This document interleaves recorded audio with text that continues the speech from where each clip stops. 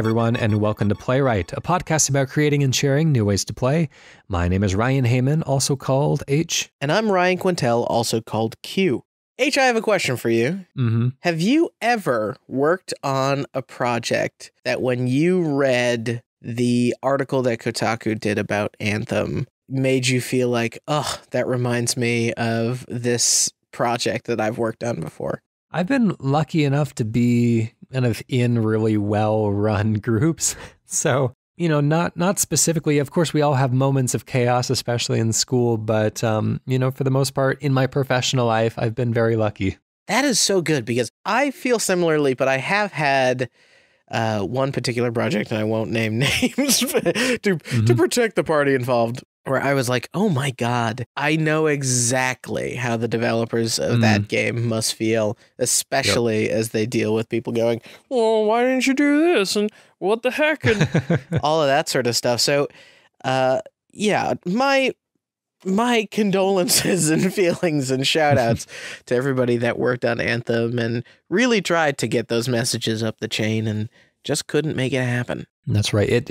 There's so much, they call it Monday morning quarterbacking. Is that what the term is? A sports term. So I'm only kind of vaguely familiar with it. But, we do this within the gaming community all the time. And I mean, that's kind of the whole point of this show almost is, sometimes we remix other ideas and try to improve upon things or try to take them in different directions. But of course, we're not here saying that we could do a better job. We're here saying, like, wouldn't it be fun to explore? But yeah, there's a million things that go wrong during game development. There's some of those things end up taking it in new directions that were unexpected and unplanned for and ultimately positive, as we've heard numerous times.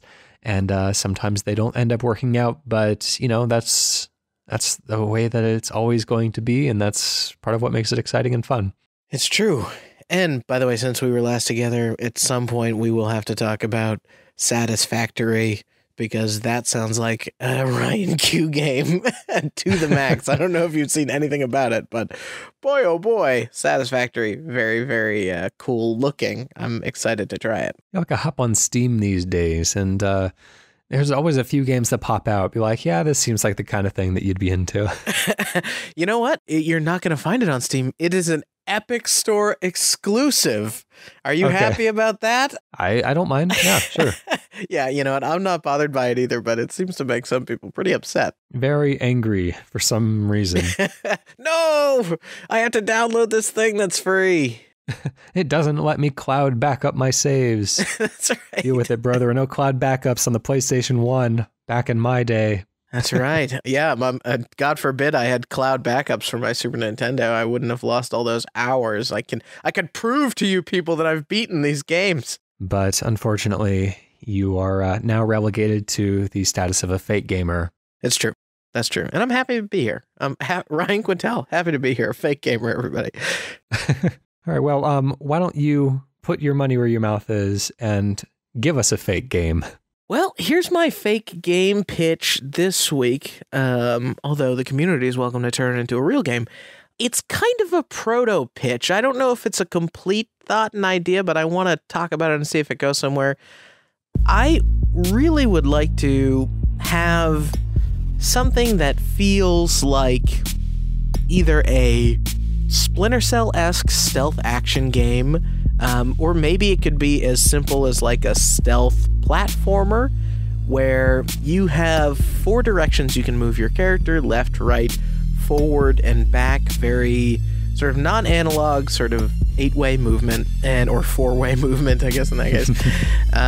And as you do move, really all you can see, all the environment shows, is your silhouette and the silhouette of the enemies in the level. So you move around, and as you move, say, further away or closer, your silhouette gets smaller, or maybe the angle of it changes. You are therefore kind of able to sort of morph and contort your body as you're stealthing around, but the impact of, say, grabbing a bad guy or doing a stealth takedown still feels like it's physically connected to what your silhouette is doing. So you're kind of moving around. You're never actually seeing the protagonist. You're only seeing the shadow that they cast. All right, very cool. We're starting now. As we're describing this kind of 2D silhouette, like, are we looking at this from like a side-on perspective, or is this a 3D thing? So, yeah, I guess, like, I could imagine it being 3D. All right, so that's interesting. So it's kind of a baking down of the 3D information into ultimately like 2D shapes in the kind of way that maybe like an ape out would be.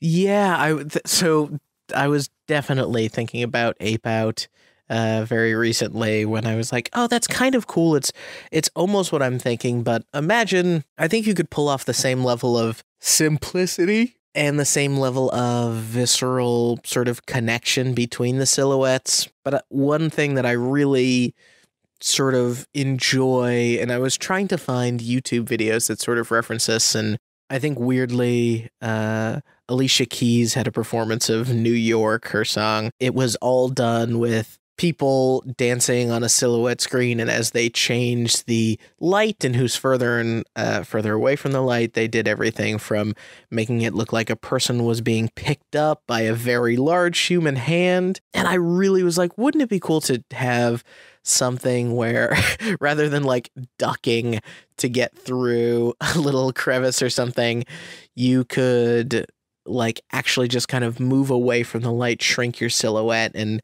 fit in that way. There's a game I wanted to call attention to called Unworthy, which is kind of a Dark Souls-y type of game. It's in 2D, but it is like every character is in silhouette. I don't think it plays around with any of the kind of like shadow mechanics like you're talking about, though. Oh, I think I saw that. It looks cool. Yeah. There's also a few... it's kind of a level variant that you see from time to time where, you know, the level will be behind some kind of a screen, like in Yoshi's Crafted World. Most recently, there was one in a Japanese house with one of those paper screen walls, and a lot of the action would happen behind that, and it was up to you to kind of like guess what the objects that you were seeing are based on how they move and how you interact with them. I really like that sort of playing with light and playing with the physical shape of the character, and I started to think, like, how surreal could you get? Could you get maybe this is a karate master, and as they put themselves into crane form or something, you can actually take on the characteristics of the animals that you're making silhouettes of, and so you can almost transform your shape, but it would evoke the animal and it would move like the animal, and the control scheme would change, but you could also kind of tell that it was a human body that is kind of in this position. So like trying to evoke that sort of realism, but also give the ability of like the transforming protagonist. All right, so like shadow puppets then. Yeah, totally. I was thinking about, I watched a lot of shadow puppet videos when I was thinking about this pitch. So maybe like when you hold a certain pose for a certain amount of time, then it kind of locks in and you become whatever animal you are posed as. It wouldn't be freeform. It would be, you know, obviously a combination of buttons or something, but it would be cool if there was some sort of an analog element to it. Like if you can control your limbs or whatever through some of the analog inputs, like the triggers and the thumb pads. Yeah, and it was hard for me because I was thinking about, I would love to be able to actually just make your character a hand that gets like closer and further away, and you're controlling the little digits and turning it into different creatures that way. And as you were able to, but I couldn't think of what kind of controller I could do that with. I was like, even the Oculus Touch controller, and I had the pleasure of using the Oculus Touch controllers and playing Beat Saber over my little vacation. That nice. What a game! I'm getting an Oculus very soon. Yeah, and I was like, man, even that touch controller really couldn't do the individual finger digit thing. So I don't know, how could we solve that problem? I mean, ideally, whatever the one Valve is developing, the knuckle controller, should be able to get you there. But again, that's like a very limited use case of people have to have this very specific technology. I think that there are ways around that. If you're just controlling a hand, kind of like is it Cousin It that's the hand, or is that the hairy fellow from, you're the one who just bought an Addams Family game. So. I think Thing, that's Thing is the actually, hand. Yeah. Thing is the hand, right. So you can do like that, kind of like Glover on the N64. or if there's almost enough manual inputs on I mean, it could be like a surgeon simulator type of thing as well. That would be difficult to control. But, like Glover, like I was mentioning. Just imagine, like, if you had a couple basic bindings, so like the right trigger or like Z or whatever we call it, it can kind of maybe separate your middle finger and index finger, and then the L could separate your pinky and your ring finger, and different like button combos and permutations could get different fingers to sort of stay with each other, and then the two joysticks themselves can articulate wherever the point of separation is. It's a little complex, but it's interesting. So you'd be kind of like locking in, it's kind of like Octodad in a way, where you have to, the control sticks individually move the limbs, and then you use the triggers to kind of swap between controlling the legs and controlling the arms, I believe. Yeah, I think that would be interesting. Now, you'd also kind of have to do it in a way where the shadow is giving you pretty real-time feedback, right? But also making you feel like you're in the midst of the transformation, because I don't want the default hand state to feel totally useless. So let's get back to this whole shadow light type of dynamic here. Maybe the entire game takes place. I feel like I've seen this kind of thing in like an IKEA before, but maybe not. Like I'm thinking of like a lamp in the middle of the screen, essentially, and then kind of a paper screen that like wraps around it. Yes. So, and then the action can kind of take place, and you get the kind of curvature of that space. And there are ways that you can maybe, as the actual human in the room, like manipulate the light so that it shines in different ways or cast different colors. You can make certain colored platforms disappear, kind of like you could in Runbow. There's lots of ways that you can affect the game world by interacting with the light itself. You know what? I think too that would be really cool to just go all the way with that aesthetic and have the game take place on like a little bit of a micro scale or something, and have it feel like a Play Dead game. I think they're the Inside people, right? Yeah, right. Make it very silhouette-y, make it take place inside of a Japanese rice paper lamp, I think is the thing that you're referencing. Yeah, levels they could form all the different like lamp sort of sizes and shapes. So you actually get something that feels like that, I think the third or fourth Geometry Wars game where you're like moving across these surfaces. Well, it was always so cool in the old platformer games. Like the coolest thing that they were all doing was like wrapping a level around a cylinder.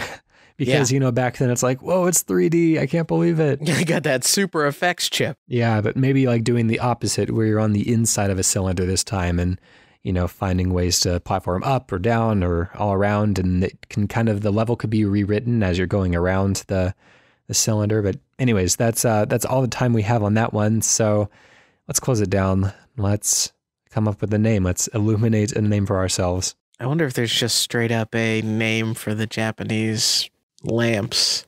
So they're called Akari light sculptures. Akari does already sound like the name of a game, right? Let's go now to my pitch today. And I'm piggybacking off of yours from last week, in which we talked about a fighting game in which you could replace the limbs of your fighter to kind of give yourself a power up, but you are conversely trading off the health bar is dictated by how much human parts you have left on your body. And so I want to take that overall idea and kind of meld it into like a Sekiro Dark Souls style adventure game where it's about cutting off limbs and specifically targeting certain limbs. Every fight kind of evolves as it goes on. And like last week's idea, you can replace your own limbs with more durable or useful limbs, but your total health is proportionate to how many human parts remain. And, I want to kind of channel some of those elements that have been in the Dark Souls series before. Demon Souls introduced the idea of not receiving full health when you respawn. You are at half health at all times unless you are wearing the appropriate ring, or once you beat a boss, then you kind of reawaken to full health for a little while until you die again. Dark Souls 2 had a system that penalized you more and more with lesser and lesser health every time that you died, with, of course, rings to kind of mitigate that as well. And then Sekiro has some interesting changes to the fighting mechanics, where there's these kind of competing health bars of the actual like enemy's health, and then their balance meter. Yeah, their posture. You knock them right, if you knock them off balance, then you can end the fight immediately by just running in for a quick stab. And so, this idea of being more fragile, of having multiple ways to target and take down an enemy. And so in most cases, severing an opponent's limb or their head or whatever would probably end a match, or if they do keep on fighting, then it would be severely handicapped. And so, in boss fights, obviously you can kind of shape the progression of the boss fight as you target certain limbs, but in most cases, it's kind of like, gosh, there's a fighting game. Is it Samurai Showdown? That the rounds are supposed to be very quick, and you're only supposed to land like one or two decisive hits, and it's all about like making that one strike to begin with instead of trading blows the entire time. Anyways, I'm talking too much for the pitch portion of the show, so let's go ahead and start the clock and see where that takes us. I think to answer your question, I believe Samurai Showdown is the game you're talking about. This, coming off of the last pitch, makes so much sense to me. I love the idea of having sort of I've been playing Sekiro, and I shouldn't say I've been playing Sekiro. I've been smashing my head against the wall. Sekiro's been playing you. Yeah, Sekiro's been playing me. And as I'm kind of right up against it, I'm thinking, wow, one of the more interesting mechanics to me in Sekiro is the resurrection mechanic, and I didn't. I'm sure there's going to be consequences for me using it at all. But we can worry about it. Yeah, exactly. It'll handle me at some other point. But what I like about the resurrection mechanic, and maybe tying it into your pitch here, is to take it and use it as an ability of like, you're crawling on the ground or you have a limb cut off, and if a battlefield actually, like, if there was a lot of enemy characters, it was a little bit more forgiving than your sort of Sekiros of the world, then you can do something where you could like climb over a dead body and like pick up its severed leg or whatever and attach it to you as like a pseudo resurrection. One of the interesting things about Sekiro is that it doesn't do the typical Dark Souls Bloodborne, like regaining souls after you die by returning to where you drop them, which is interesting. There is kind of another mechanic in there that operates on random chance as to whether your souls essentially will be restored to yourself after you die, but it's different enough to where it feels like you have to be kind of emotionally prepared to lose everything or to lose half of your stuff every time you die, because you can't count on that mechanic coming through for you. And so this kind of feeling of finality, and there's I think there's something to that. If we choose to, like, we can choose to give up a fight at any time, kind of like in Sekiro, and maybe as we lose limbs, they aren't necessarily fatal, but they do start, as we bleed out, we start losing our main health source. We can either choose to retreat at that point. We can choose to come back and keep fighting, but we are severely underpowered at that point. But, if the boss just needs a couple more hits, it might be worth it to get in there and make those hits. It would be kind of interesting to me if you could attach like organic limbs to yourself, but your body would reject them eventually. You would kind of like, they would rot off, like they would just continuously lose effectiveness. And so you're kind of always killing people and trying to like find enough time to, maybe it's as quick as like applying a first aid kit or something and one of your shooters of choice, but you get down and you have to quickly like be replacing your limbs all the time as you're barreling towards. And then you could even do story beats where your character is dying faster and faster, and the rate of which you have to replace the limbs becomes more extreme. So let's say after you lose a limb, that's essentially like the equivalent of losing a life in Sekiro, so to speak. You are encouraged to retreat and to find a safe place where you can maybe craft a replacement limb. Dare I say farm? It takes some time, but if you make one out of wood, then you're okay to keep on going. It kind of seals off the wound you have.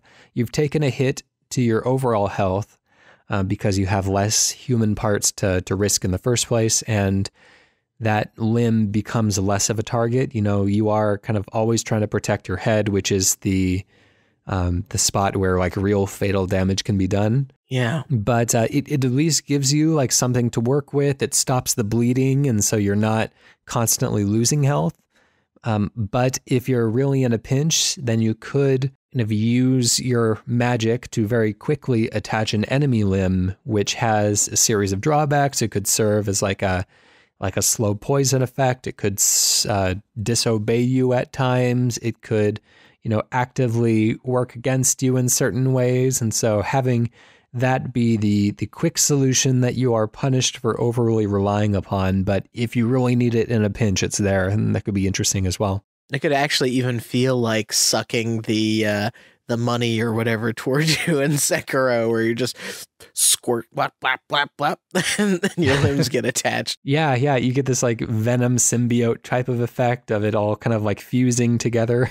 Cool. Yeah, that's cool. Can it be a little bit easier? Just a little bit easier than Sekiro, please? Yeah, I'm down for that. Okay, thank you. I like that this idea gives you... I feel like it gives you more freedom than it does in Sekiro. Sekiro is all about kind of like master this very specific skill. There's not really a lot of workarounds if you ever stuck or if you ever aren't good at one particular aspect of it. I think it's a really cool way to do the sort of Metroidvania-like experience of like being able to provide a power right when you need it.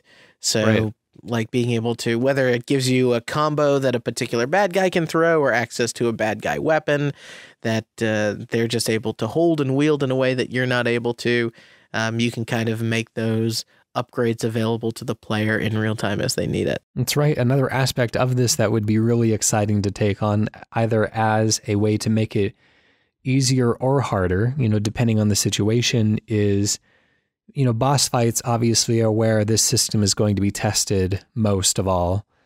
And maybe you are able to mid-fight attach severed enemy parts to yourself. If you lost your right leg, you target the boss's right leg, and that can attach to you. Then all of a sudden you have some of the power of the boss at your disposal. But again, as it disobeys or as it has these negative side effects, that is an even stronger effect. And so, the boss fight really becomes, when it gets really desperate, it becomes this struggle between not only you and the boss, but also whatever of those super powered but unpredictable and uncontrollable parts that you've attached to yourself. I love the idea too of the... giving speedrunners or people who want that extra level of challenge, the remain whole run, where they're just trying to save themselves the whole time. Or maybe if one of your original limbs, like you could get it severed, and if you could always reattach one of your original limbs, but if you do that, or if it falls off rather, it kind of also will expire. So you have to get back to it in a certain period of time. So it almost gives you this shot clock, right? Of if you're in the middle of a battle, like I actually need to go back and get my original limb, even though I'm enjoying this power up that the boss has given me. And maybe that gives some bosses the ability to reattach their own limbs too. Now that's interesting. I like that part of it. I'm going to push against the original aspect though, because if you lost a limb, then it would be like right under you. And if attaching organic limbs is like the equivalent of kind of an instant fix, then there's no reason to really engage with any of the more challenging and creative mechanics. So, maybe limbs are corrupted when they detach, maybe they dissolve or something, but I think that would I think that would make it too easy, and there would be no reason to do either of the other alternatives. Hey, when you're right, you're right. Well, and then if once you were at a bonfire, then maybe you could restore like everything. You are a full human again. And so that makes finding those bonfires exciting. And I want this to be, I want you to be always kind of exploring new options and coming across new control schemes and new power sets and stuff. But I always want you to feel most normal and most at home with the regular human self, because then you have something to compare everything else to. So, just as a way of setting the baseline, making sure that players spend most of their time as themselves, and then they'll kind of understand and find the joy of all of these different move sets along the way. Totally. I know we're coming up against it, but one last thought, because I'm loving this idea, is this would be a great excuse to have one of those Souls games or a Sekiro-like game set in a sort of futuristic time period where there is that kind of crazy technology that would allow someone to do that, or you can bring in alien stuff. And I love the idea of you have a laboratory where you can regrow limbs, but it actually is like cloning machines, and it takes minutes and hours or whatever to regrow. So you're always queuing up new limbs that you think you might need. That's cool. Yeah, that could be like a long-term upgrade type of solution. Yeah, big surprise that I brought some factory sim into this thing, but there you have it. Yeah, it's neat. I like it. Well, as you said, let's close it down. We are out of time on that one. I have a silly name that I just came up with off the top of my head. But this is such a good idea. Don't make it too silly. Well, you could always reject it. That's fine. Okay, wow. All right. But what I was thinking was Akimbo, elbows die twice. Pretty good. Very silly. That's hey, we would have two Japanese games on the shelf today. I'm okay with it. Is there any other second thought that you had? I mean, it would just be like Arm Souls or something. Well, then the first title is definitely better. Akimbo, okay. Elbows die twice. Very silly. I like it. All right, we're going now to the community to see what y'all have come up with this week, and we have a pitch from our friend OctoRock385, who says, "I've had this idea rattling around for a while now. Picture a dungeon crawler that takes place in a futuristic sci-fi setting. You explore this twisting labyrinth with a giant planet that seems to be made of junk and scrap, battling monsters and salvaging resources as you go. The more you battle, the more you develop your character and party, but you can choose the wealth and resources you acquire to construct your own dungeon, using the rarer finds to add traps, events, or special monsters. The clincher for the whole thing is that you would have access to other people's dungeons, which would reward the player with extra experience and treasure. As you play, you learn the whole junk ball planet is like Swiss cheese because of the tunnels everyone has been doing. I'm thinking the whole endeavor would be similar to Etrian Odyssey, with an emphasis on dense cartography-intensive maps, mixed with a player creation and sharing experience. Could be like the Mario Maker of dungeon crawling. Love the show. Keep up the good work, everyone. Thank you very much. And we'll start the clock. Octorock, thank you very much for writing in. This, I'm almost thinking, like, in my head, I'm trying to think about the digging mechanic, and my head starts thinking about SteamWorld Dig as like how this thing could feel. I haven't played Etrian Odyssey. Do you know much about it? Yeah, so it is a 3D dungeon crawler, which is kind of an old genre of video games. There's not very many series that still remain these days. It was always kind of a niche thing, but it was like even before actual 3D graphics were a thing, there were these kind of first-person Dungeons and Dragons based, everything is a grid-based system. You're in these hallways. You're always looking forward. You can choose to look to the side. And left and right, and enemies are right in front of you. So if you play any of the Persona Q games or Etrian Odyssey or Severed. Yeah, Severed is my most contemporary, I think.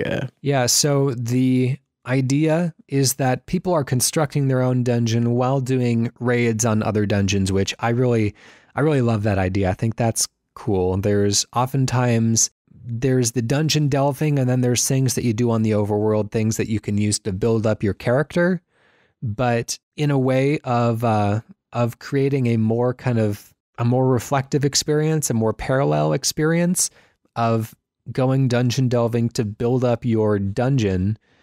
That's super cool. And I think one of the ideas that we've done before, I don't remember whether it was a listener or one of our ideas, apologies, listeners, if this was one of yours, was having your sword essentially be a dungeon that you can shrink down inside of, go inside, and then like do dungeon raids to, unlock the hidden potential of your sword. And so that would be a way of kind of tying back the mechanics into this, into the primary thrust of the game. But I like the idea of, this planet is being kind of cored on from all sides, and there are these kind of interlocking dungeons that multiple players have created. And, it's just kind of the culture of this planet that's what you do. I really like that too. And one of the things that I think about, of course, I'm going to bring up one of my favorite games here again, Astroneer.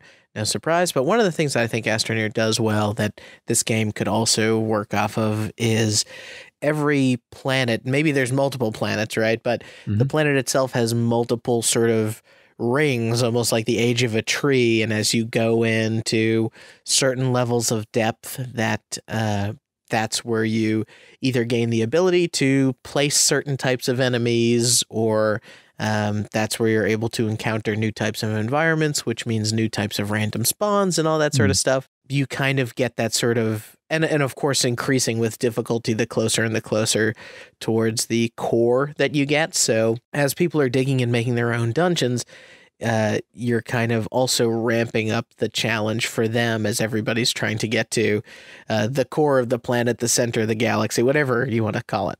So let's take a real kind of risk versus reward thing here. And let's say, and this is something that I know that I would hate in practice, but it reads really cleanly in this type of like theoretical setup is, let's say everybody has these dungeons because this is the way to get loot essentially, and to get weapons and riches and whatever you need is to create dungeons, lure people into them. Everyone has the understanding of what these dungeons are. And so you have these kind of Indiana Jones like setups where you're going inside, you're trying to get what the dungeon is trying to protect and escape with it.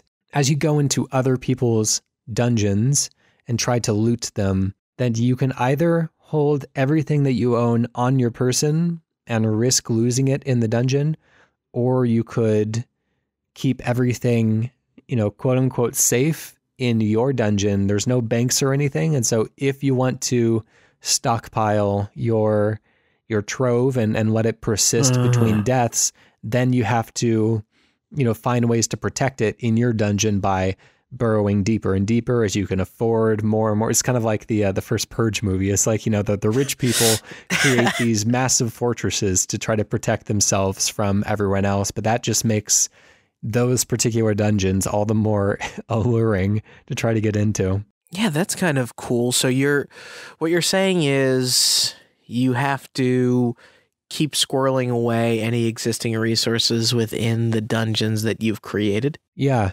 Because, otherwise you would just be keeping them in your pockets. And then if you died on any of your dungeon runs, then you are SOL. Yeah.